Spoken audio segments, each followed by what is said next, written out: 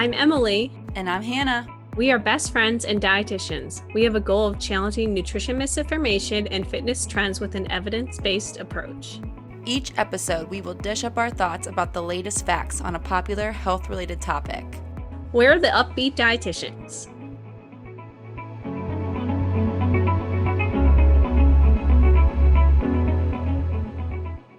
Hello, guys. Welcome back to a brand spanking new episode of the Up-Beet Dietitians podcast. Today, we have a wonderful guest with us. We are joined by Krystal Dunham. She is a registered dietitian nutritionist who helps individuals navigate nutrition to nourish their bodies, improve their health, and heal their relationship with food. She uses intuitive eating approaches to help clients ditch the diets and relearn what health means for them. While she provides nutrition care to all individuals, she is most passionate about working with diverse communities because many times risky dieting and restrictive behaviors go unnoticed in these communities. Her path to becoming a dietitian drew her to the Peace Corps from 2016 to 2018. She returned to Oklahoma, where she earned her master's in nutrition and food science and is a licensed dietitian in Oklahoma, Texas, and Oregon. She lives in the Tulsa metropolitan area with her husband. We are so excited for today's episode. We're going to talk about all things binge eating and cannot wait for you to listen. Enjoy. That was so crazy. I don't know how to end that. I was like, I could end it there. Enjoy. Okay, enjoy. Hello, everybody. Welcome back to another episode of the Up-Beet Dietitians podcast. Hello, everyone. We have a special guest with us today. Krystal will be joining us to discuss all things binge eating. But before we get into the nitty-gritty, we want to hear just kind of from you, Krystal. Thank you so much for being here, by the way. Right away. We're so excited to have you on. Yeah, thanks for having me. I've just been waiting to sit down and chat with both of you. Perfect. So, Krystal, tell us a little bit about yourself so our listeners just kind of know who you are, and besides just being a dietitian, because that's typically who we tend to bring on, but what maybe like a day in the life looks like, what you do for work, past education, hobbies, anything like that. Yeah, so I'm a dietitian. I think I always feel like I've lived several lives. So this is my third, fourth, fifth career. I don't know. I kind of lost track. So I actually have an undergrad in business, and I went to school, did that. It seemed like the easy 4 years in and out. And then I started working in corporate USA, and I hated every moment of my life. And so I guess how I found dietetics, nutrition, during that time, I would just sit in my office and just listen to podcasts about nutrition. At that time, I ran a lot. I was into like endurance sports and things of that nature. And of course, when the ugly side that comes from that, you get kind of sucked into how can I eat the healthiest and be the healthiest and do all of the things. So kind of twofold. A good thing came out of it, my current career, but kind of getting into like the restriction and all of the crazy stuff. So anyhow, I ended up through that deciding to go back to school to become a dietitian. I served in the Peace Corps. So like I said, I've lived a lot of lives, and I currently live in Tulsa with my husband and all of my plants in my garden. Oh, we love a fellow plant parent. Emily and I, we dabble. I'd say we dabble, right, Emily? We're not really hardcore yet. I don't do anything with gardening. It's all my partner. That's Hannah, true. you do much more than me. Emily watches from afar. I'd say I'm a plant parent, but it's more of like a plant graveyard at my house. I'm trying to like learn and get better. So practice makes progress, I suppose. The best plant parents, it's going to sound awful because this would not work in any other circumstance, but the best plant parents are plant parents who have killed a few plants. Yeah, definitely only applies to plant parents. Oh my gosh. I love that you go ahead. I just wanted to say I love that you've had so many different careers. I feel like yes, anyone hearing that would because they expect you to just know what you want to do when you're like 17 years old. Frontal lobe is not developed completely. You have not been in the real world. No. They should not be giving children that much power. I agree. But I love that. Your frontal lobe isn't developed enough to make a career decision, but it's developed enough to sign away for student loans. But that's a completely different story. Yeah, That's a oh, whole, yeah. that's our spin-off podcast. Oh my gosh. But let's get into it instead of talking about all your different careers, which I'd love to do. But I'm sure people want to hear about kind of your expertise on binge eating. So before we go into maybe like how to like deal with the binge eating or like common misconceptions, let's just start off with what would you kind of define or describe binge eating as? Yeah, good question. That can be kind of tricky, right? So if we're looking at the definition of binge eating, the definition is consuming a large amount of food in one setting. But what does that mean, right? So across cultures, a large amount of food might look different than what we might see as a large amount of food in Western culture, right? So it can get a little murky. Binge eating is really just, as I mentioned, like that description, when we're talking about eating disorder. Further, it can go into binge eating disorder, which is an actual medical diagnosis that you're going to find in the DSM. And even with that, there are a lot of limitations to that. Again, going back to what is a large quantity of food? What does that mean? And also, what is the period of time? Is it within 30 minutes? Is it within 3 hours? Like, how do we really define that? And I think we know, like kind of working in this space, how our field is very Eurocentric. So we know there's even still limitations to the diagnosis, right? Because they're not really looking at a lot of populations, right, to determine a true diagnosis or criterion for that diagnosis. So true. So true. Maybe not a better question, but another question to kind of go along with this, because it is so hard to define, is maybe like, what would you say what would you say binge eating is not? Like, what are some common misconceptions about it? Things that you hear that maybe is definitely not what you'd consider binge eating. Yeah. So to be very vague, it's not a joke. We know that. And it's not just excessively overeating at Christmas or at a birthday party. And oh my gosh, it irks me to my core when I hear other medical professionals make light of what binge eating is. And for example, I wasn't going to say this, but I'm going to say it. I went to go get a flu shot, maybe last flu season, and the nurse was asking me what I did. And I usually don't like telling people what I do because then you get to hear about everything they've done, right?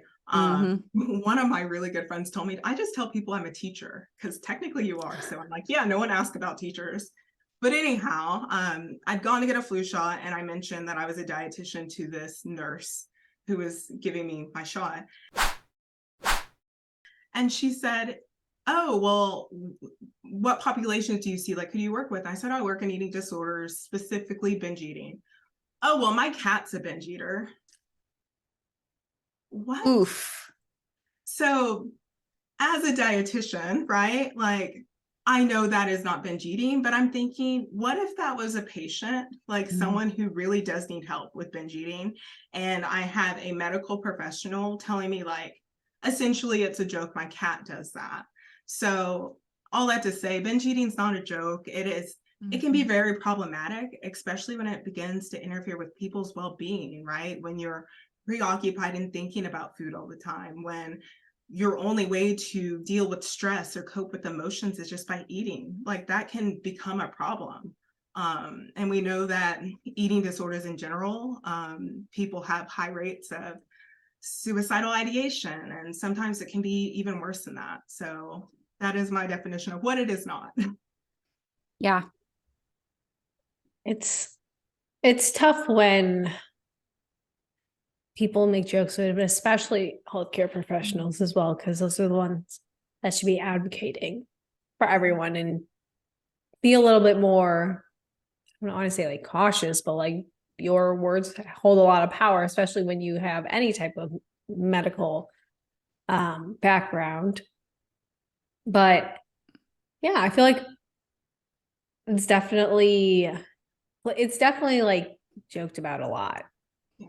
All the It time. is. And I'm correct in saying that binge eating disorder, when it progresses to an eating disorder, is the most common in the US, right? Yes, yes. I was actually looking the other day. I think the one that gets all the limelight is usually anorexia, and not that it's not important, but that affects about 4% of all eating disorder cases. So yes, binge eating is very common. And it's also one of the most common in men. I didn't know that. I Interesting. didn't know that either.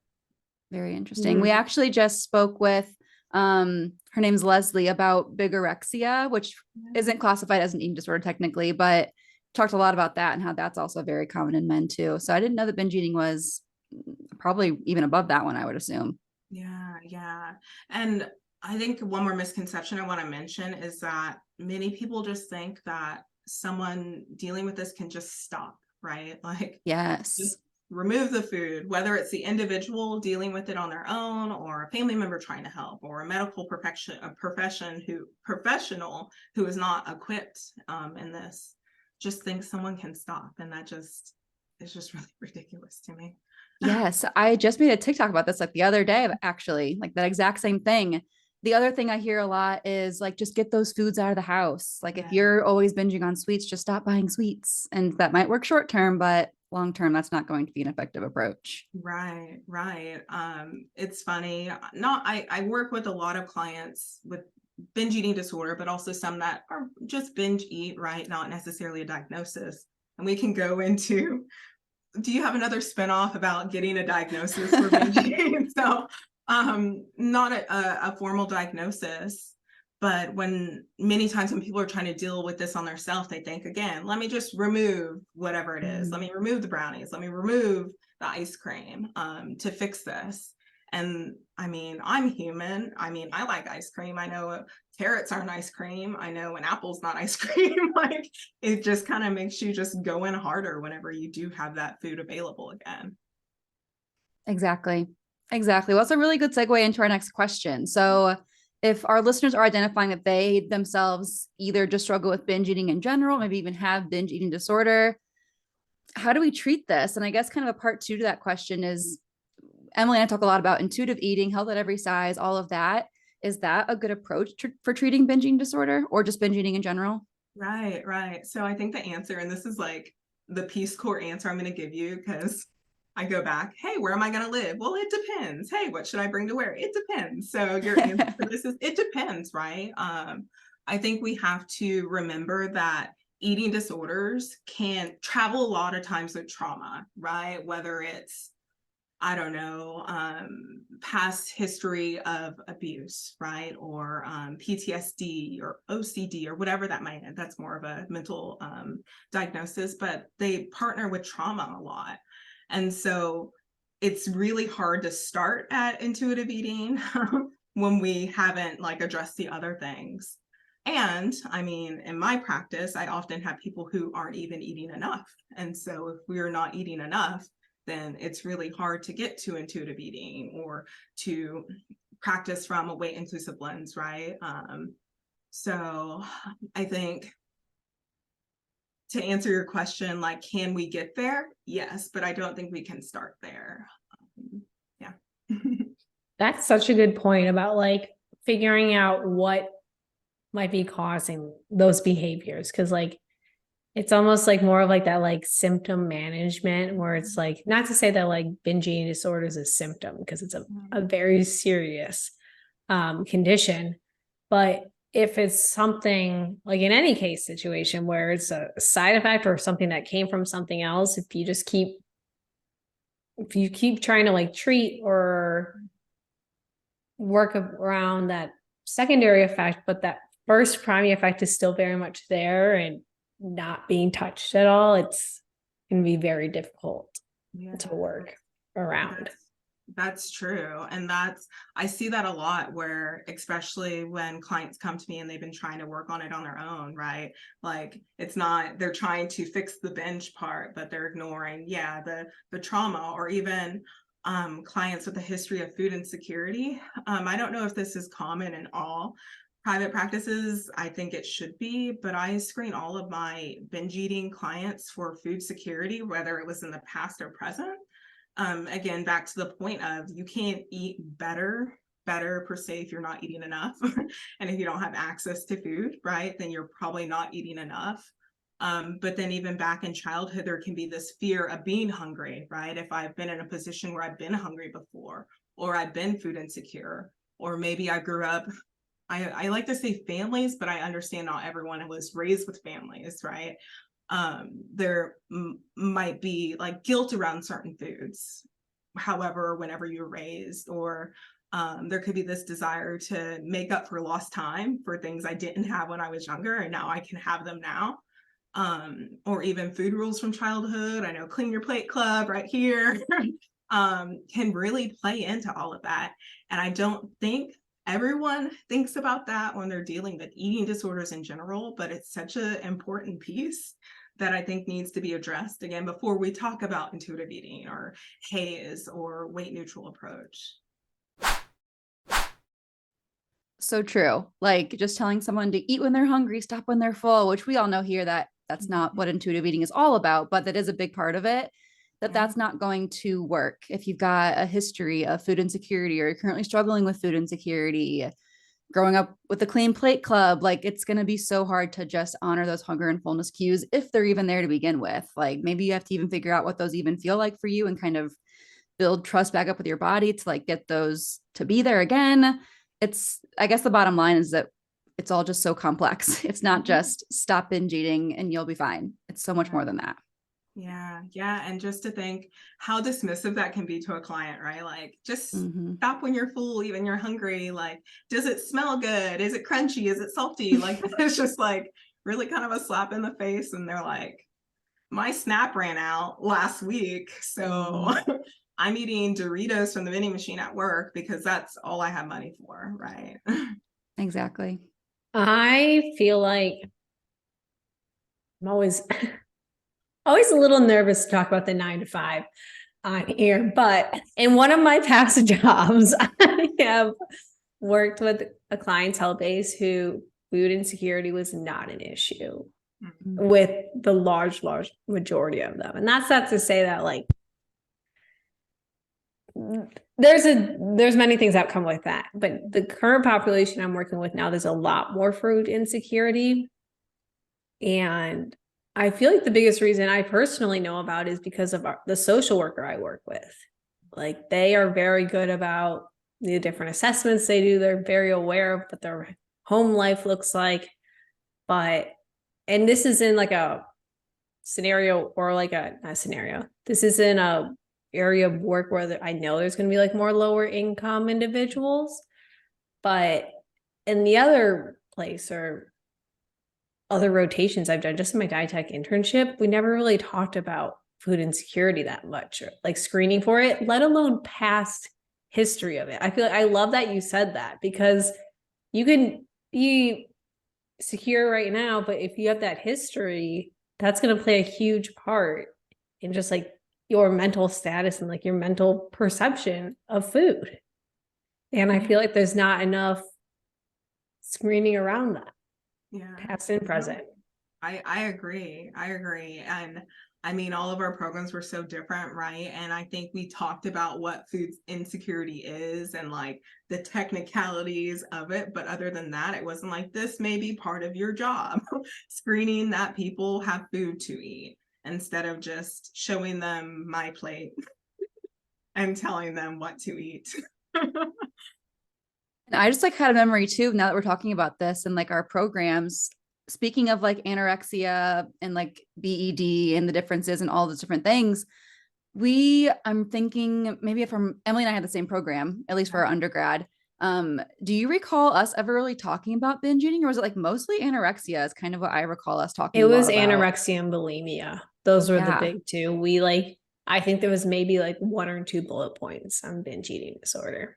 Which is crazy because we said it's the most popular one in the US, most common one. And I'm like, that's more than I even remember. I know there's a chapter about it, maybe in our M&T book, but I don't know if we ever went over it together. It might have been like, maybe read this if you're interested. Yeah. Yeah. We were lucky to have at least one class on nutrition counseling. We went over intuitive eating and things like that. But even with that, we didn't really, I don't know, we didn't go into the nitty gritty of the food insecurity and things like that, like you would in real life. So I feel like a lot of our job is so much just getting your hands dirty and learning it when you're in there. Yeah, that's like revolutionary that you even had a class on that. I remember doing, we got to choose a topic and I chose intuitive eating. Wow. And then it was me teaching the professor and the class and answering questions. And I mean, I came out guns blazing. I still was learning a lot. So it's awesome that you had like an actual like presentation of that. Yeah, we have one professor who is super into that side of things, thankfully, because as I'm sure you know, not all professors are aligned with that side of things. No. Well, we have kind of touched on a few tips, but we've kind of talked about too how maybe intuitive eating, HAES, weight neutrality, all of that isn't like a for sure thing to do when you are working on treating binge eating disorder or binge eating. So what are maybe some like tangible takeaway tips our listeners could work on? And I know it's so tough because everyone's cause and how they react to all these things is so different, but we love to give our listeners some things to kind of practice and take away from. So what are some practices and tips for listeners to work on if they do struggle with binge eating? Yeah, of course, this is not sexy. Start with trying to eat 3 meals a day. Love it. Preferably consisting of carbohydrate, protein, and a dietary fat. If you are someone who has particular trigger foods or binge foods, don't cut them out completely. I think still incorporating them, specifically if you're able to incorporate them at a certain meal or a certain time, like every day, just because like over time it can begin to lose kind of the novelty. And as we spoke to, getting rid of it completely often backfires. It might work for a small amount of time, but it's not really a long game situation. So yeah, like eating 3 meals a day, trying to include carbohydrates, protein, and a dietary fat with that. Not trying to get rid of the binge food. I understand in our country, I make another podcast for this about insurance and being insured but underinsured or not. Oh, don't get Emily started. Insurance is like the public enemy number 1. I cannot stand insurance so much. Like we'd have to make an entire podcast about it. Like we'd make a new one. It's like the Up-Beet financial advisor dietitians or like something like that. And it'd just be, we could go down like the line on all these different programs. I don't even know, but I support, yes. Oh my gosh. So as much as insurance makes some of our service more accessible, it also may not change for some people. They may have insurance and never be able to see a dietitian. But if it's an option, maybe check with your insurance and see if you can work with a dietitian, particularly one that specializes in binge eating. But those are kind of my takeaways. I feel like those are all really great ways to start. And then, especially if you want to go further, like working with that specialized healthcare professional in that area, making sure that they have the proper background to help you out as well. Yeah. Definitely, that they won't compare you to their cat. Please avoid. Yes, that's a red flag. Run far. It's a red flag. Oh, Lord have mercy. Oh my gosh. Well, Krystal, thank you so much for coming on. This was such a great episode. We haven't really dived into binge eating at all. So this will be... No, even though we get questions constantly, so this will be such a good episode to refer back to. Yeah, we're going to refer to this so much. So prepare to be overwhelmed. No, don't know. Probably just not. Exactly what I need. But if our listeners want to hear more from you, where can they find you? Yeah, so I'm mostly on Instagram as the Mother Road Dietitian. And I dabble in TikTok. I might have 5 videos, but there are way too many trolls on TikTok for me. I don't know how you do it, Hannah. I'm like, just because I did something doesn't mean you had to, and you also don't have to comment. It's absurd. We've actually done episodes on just reacting to TikTok trolls because there's enough of them to make a full episode on. It's insanity. Oh, goodness. So yes, I'm mostly on Instagram. That's where they can find me. I wanted to quickly backtrack because I realized I completely messed up the order of our episode today. Before I'm supposed to ask you where we can find you, we like to let you give your final thoughts. So they already got your information before they get to hear your final thoughts. So we're preemptively jumping there. So we're going to switch back around. Krystal, if we like to joke if there's like one thing our listeners listen to, which like no one is accurately like clicking enough in the episode to just jump to this end, but like hypothetically, if they were to only hear one thing or like one summary of this episode, what would you want to leave them with? Like your final thoughts on binge eating? Oh man. Wow. Okay. Let me give it a think real quick. Loaded question. Yeah. I think, I mean, and maybe this is going to sound generic, but I say this to my clients all the time, that to give themselves compassion about this situation. I think we can be so hard on ourselves, especially clients I have that are in their 50s and 60s and literally will say, I'm 50 or 60, I should know how to do this by now, right? And it makes sense why you may not be able to. So in a world of diet culture, make another podcast for that. I mean, that is this podcast. So the main takeaway would be to give yourself compassion, because this work is not easy. And just taking the first step, it's hard, but it's going to be so worth it.